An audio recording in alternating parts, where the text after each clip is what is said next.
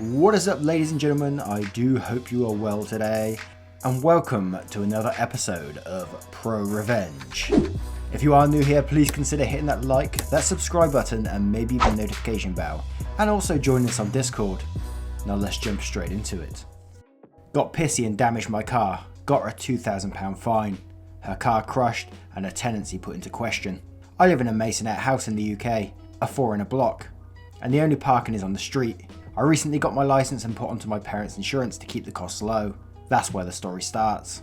I have this neighbour who is an awful driver, crashed at least 2 cars and also fly tips abandoned rubbish in their gardens, blocking our fire escape. This is all relevant information.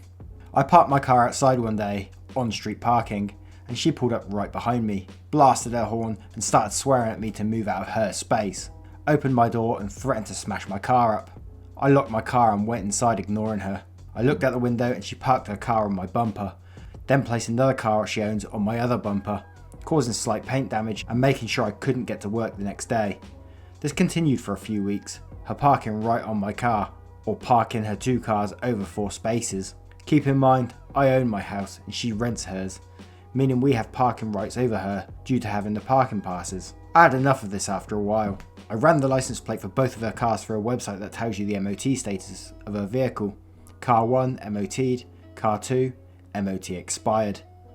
What this basically means is that a car cannot be driven even on public land, and I had the information I wanted. I called up the council whose authority it is to report the car, and told them about the abandoned vehicle parked outside my house, on restricted parking times. They got back to me and told me that they passed it on to the police. I then decided to phone a landlord about a fly tipping in the back garden. He came, spoke to me and my parents, investigated, and put her lease into contest because she had blocked our escape route and left the stuff abandoned. I kept calling about her car every day for about a month, until one day she moved the car to another car park around the corner, again onto public land. I reported it again, this time with evidence it had moved. The council arrived that day and stuck a ticket on it saying that they were made aware the vehicle was abandoned and the owner had contacted them to get it moved. Today I woke up and saw a note taped on the car saying that the vehicle will be crushed in 7 days if she doesn't respond to them, and the car has an outstanding fine of £1,872.82, and it will increase if this action is taken, meaning she calls them or it gets crushed. Safe to say, I don't think she will damage my car or swear at me again. I don't think in the future she will ignore the council's calls for her to respond to them. I can get with that. I used to live on a council estate and parking was always a nightmare in these places. People always seem to claim these spaces as theirs, even though it's like a public car park. There'd be like a space and they would actually claim it, and they get really pissed off if you'd park in it. So yeah, I'm totally with you on this one. Fair play. Roommate lacks the will to get up on his own. I see a lot of hot-blooded revenge stories lately where huge shitstorms get stirred up and someone gets fired or arrested. My story is cold-blooded revenge, where a very small and deliberate action makes my victim lose out. My first semester at college I had a roommate who was a constant pain in the butt. He made up honour code rules to tell us where we weren't allowed to watch movies or listen to music he didn't like, didn't realise food was his, stayed at past his curfew with friends over being loud, didn't help clean the dorm for inspections, and had a constant holier-than-thou attitude because of his religion. I'm pretty calm, and I rarely get even, but after a semester of this nonsense, I had no issues with getting revenge. He was going to study music, but failed the entrance audition to an important class and needed to take another 2 credits in order to keep his scholarship. So he joined a social dance class I was taking at 7:45 AM every other day. A couple of weeks in, he decides to set his alarm at 6:15 AM, 15 minutes before I get up. My morning habit is very tight. Wake up at 6:30, shower, change, eat, and walk to class, arriving with 5 minutes to spare. His morning habit is allow the alarm to play for 5 to 10 minutes before turning it off, go back to sleep until I finish showering and come back into the room, then get up, shower and leave just a few minutes after me, arriving right as the class starts. I deal with it for a while, and he even acknowledges that it's probably annoying and I should turn it off since I don't get up anyway. He doesn't. I figure I could just use his habit against him. He was essentially Pavlov trained to wake up when I came back into the room. So in the last 2 weeks of semester, I changed my routine slightly. I would eat before showering. That made it so I came back into the room just a few minutes before leaving, with enough time to walk to class. He, not realising it was so late, took a shower and arrived at class with just a few minutes left, getting absent for the day. The dance department had a very strict rule that 4 unexcused absences is an automatic fail. Roommate doesn't remember this rule. He continues to rely on me coming into the room to wake him up. He continues being absent for at least 4 days of class.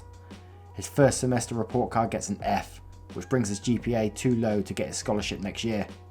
Hope you enjoyed. I know I did. As it says at the start, it's like a very small deliberate action, but the victim loses out in a massive way. Man, that sounds like just like the perfect revenge. That's my style of revenge, that is. When enough is enough, people lose jobs and go to prison. This is my story. I finally feel I can talk about this particular time in my life and appreciate what it took. I'm not on mobile, so feel free to criticise my grammar, although English is not my first language, so temper the criticism. Warning, this is a very long post. Background. This Prorevenge took place when I was in high school in the mid-2000s, a time in my country where there was much public outcry over the bullying, hazing in boarding schools. A couple of students in different schools had died from injuries resulting from bullying. Other schools were rioting and burning shit. They were under increased scrutiny. It was a whole thing. Personally, my life in high school was not fun. I was a fat boy with very low self-esteem going into my first year. The bullying I experienced quickly led into depression.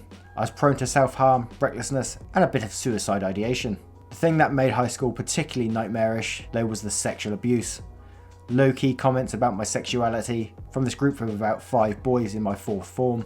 They called me and my best friends gay. The social stigma associated with homosexuality here is really extreme.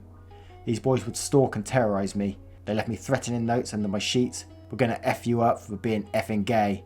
We're gonna effing rape you, etc. Jesus Christ. So I had only one close friend who knew what was going on. Ironically, after a term of convincing everyone that I was gay, the same group began sexually abusing me. I'll spare you the details, but my first year in high school was the worst time in my life. But you're not here for the sad story, so moving on. Sometime in the middle of term, the vice principal, VP, of our school was changed due to the aforementioned public backlash from bullying scandals. The previous VP was a decent man, but the new VP was not. He came with a well-earned reputation of being unnecessarily harsh, dishing out suspensions and expulsions like candy on Halloween. The last straw. A few weeks after the new VP came in, and I'm having an incredibly shitty week that is really battering my mind. Yes, the bullying and sexual abuse was still going on. Now, every Friday night, a group of kids used to climb through a window into the computer lab and play video games. The windows have bars on them, but a slim person can fit through it. I'm not slim by any definition, unless the definition is fat. Among this group of kids was this troublemaker dude in my class and my dorm with the same common name. Turns out the VP had confused the two of us, and I was the one in the crosshairs. That Friday, the kids were caught. Some of them, including my namesake, managed to escape. The VP was called in and the students who were caught snitched. Security was sent to the dorms to bring in the other culprits. Cue me being woken up at 3 AM in the morning and dragged to the scene of the crime to endure a beating for something I hadn't done. Corporal punishment was tactically legal then/now. My explanation that there was no way for me to fit through the window were met with more canings. What really pissed me off is that the VP had us bring our belongings to his office for the night for an inspection with the excuse of searching stolen computer equipment. He came across my very private journal, and like the dick he was, he proceeded to ridicule me for having a diary in front of the teachers, watchmen, and the students I was bundled with. It didn't help matters that I broke down and cried in front of them. I don't think I've ever felt such humiliation in my life before. The following morning, we were suspended for 2 weeks. 2 weeks later, my parents took me back to school. I had only told them of the mistaken identity that I suspected and the wrongful accusation. They already knew about the bullying. I didn't tell them about VP going through my diary or the sexual stuff. I was still wreathing in humiliation. The VP, being the absolute bunghole that he was, had convinced himself that I was the ringleader of this group of boys. Again, mistaken identity, and thus deserved extra punishment. He ordered me to clear out a large patch of weeds and overgrown grass between the rugby pitch and the hockey field, about the size of a football field, using only a slasher. Just as I'm about to head out, it starts raining in the middle of July. So much cold, temperatures regularly dip to below 10 degrees Celsius at night. So instead of going into the field, I had the class to wait out the rain. A few minutes later, the VP barged in furious, interrupting the geography lesson. He proceeded to tear me a new one, even mentioning my private journal, and then threatened to expel me if I left the field before I finished my punishment. Mind you, this is one of the best schools in our region. It had actually been my first choice. He then proceeded to cane me again just to make the point stick. At this point I just broke. All of the punishment was due to something I had not done. I was completely innocent, but the arsewipe just couldn't listen.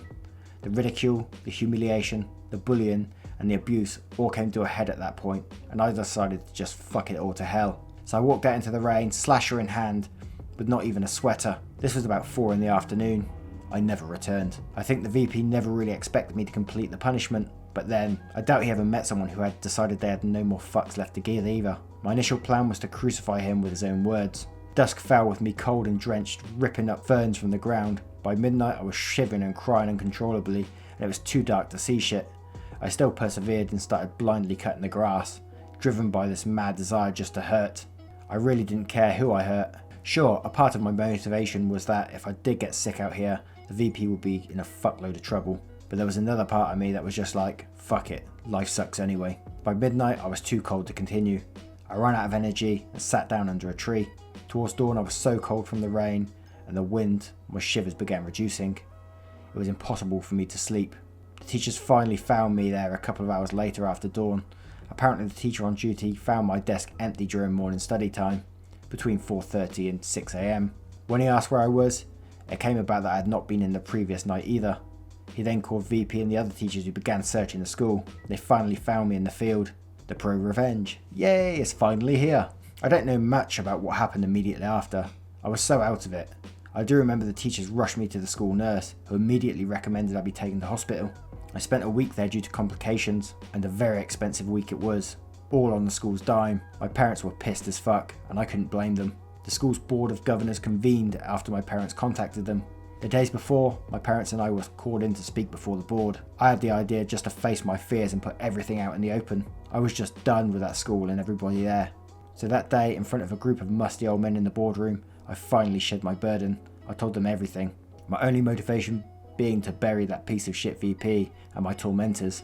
I don't think I've ever done anything that scary before. From mistaken identity, the suspension, the punishment in the rain, the threat to expel me if I decided to seek shelter, and the crown jewel, the bullying and the sexual abuse. I laid it all out. I knew that would definitely get their attention. The board called my best friend who backed me up. The VP was in no position to win. The VP was in no position to win a he said, they said contest with us at that moment. The VP was fired that day. A few days later, a zero tolerance policy on bullying was announced. I think the board was acutely afraid of finding themselves in the news for all the wrong reasons. They didn't want their school to be one of those schools, despite the fact that it was one of the worst. Over the holidays, my friend told me that things got really serious after that. People didn't know why, but suddenly any act of bullying was met with immediate and unconditional expulsion. As for the boys who had been terrorising me, they were arrested. My dad went to the police with the threatening notes I had been receiving all year long. The school board supported us in this, on the condition that we, my parents and I, do not take the story to the media. I was happy with that arrangement. I had no desire to be the face of male rape victims. We had a few meetings with an investigator from the public prosecutor's office. A couple of months later, the office reached out, told us that the boys had pled guilty. One of them got off scot-free because his dad was some senior army guy. Corruption. Shake my head. 3 of them got 10 years each. The last one got 18. The topping, they were all in their 4th and final year. They got arrested just as they were about to sit their national exams to go to university. Their lives ruined, and I absolutely have no remorse for them. Oh my god, that was a deep one, man. Imagine going through that. You know, the sexual abuse is just... there's just nothing you can say. People are just like... bullies are just so sick. As I say, I always seem to have like a story that matches these. Well, actually, I'm not even going to say that because my story is nowhere as bad as what that person's been through. But I was bullied in school as well. Like, I think it was my last 2 years in school. I couldn't stay in class because there was two guys. There was always like a shorter guy and he had a big bully friend with him. And they would literally just like push my face into the desk and stuff like that. I had 3 older brothers which would have dealt with it, but I was too scared to get them involved because if they did get involved, then I didn't want them getting in trouble because they would have absolutely wrecked these guys, you know. But yeah, I know bullying's just absolutely shit and it wrecks lives and it's just so sick. So if anyone is going through that, man, speak up if you can. That's all I can say. Once again, guys, I appreciate you watching these videos. It means the absolute world to me. Thank you for joining me. Take care now. Goodbye.